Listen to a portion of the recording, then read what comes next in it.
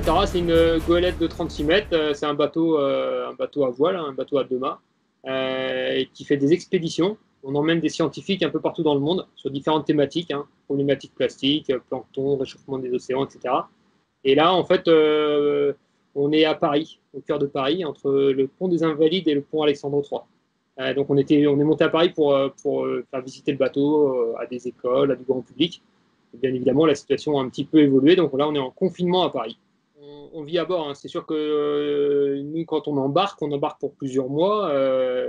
En moyenne, c'est 3 mois, les marins. Et donc, on vit à bord, bien évidemment. C'est notre lieu de travail, notre lieu de vie. Et normalement, on est 16 en expédition. Mais là, vu que la situation est un peu particulière, on est en équipage réduit. On n'est que 4 personnes actuellement. C'est vrai que le confinement, nous, ça nous parle, hein, parce que finalement, c'est un peu notre quotidien, hein. Quand on part en mer, on part pour des périodes plus ou moins longues.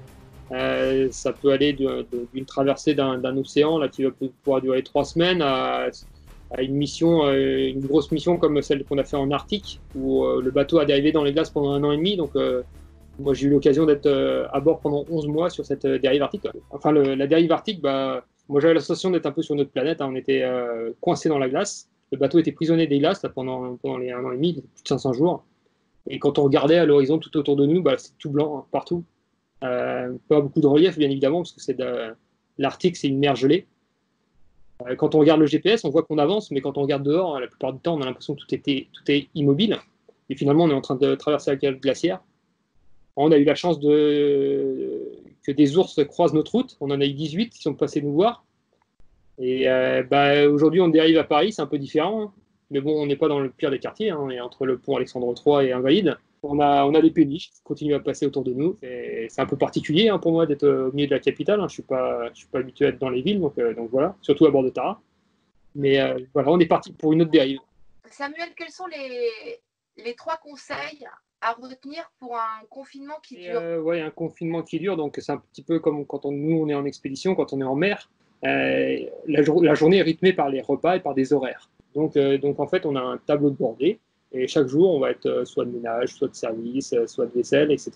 Et donc voilà, le fait de cadrer cet aspect aussi, ça permet déjà de s'affranchir de ces difficultés d'organisation. Voilà.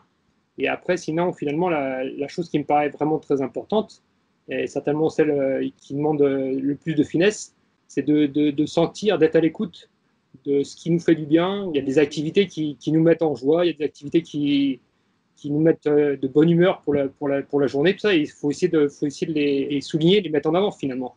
Et ça ressort beaucoup quand on est en mer, parce que finalement, on vit un peu les uns sur les autres. La promiscuité est importante. C'est important d'être à l'écoute de ses limites, de son espace vital. Et c'est important aussi d'être à l'écoute de l'espace vital de l'autre.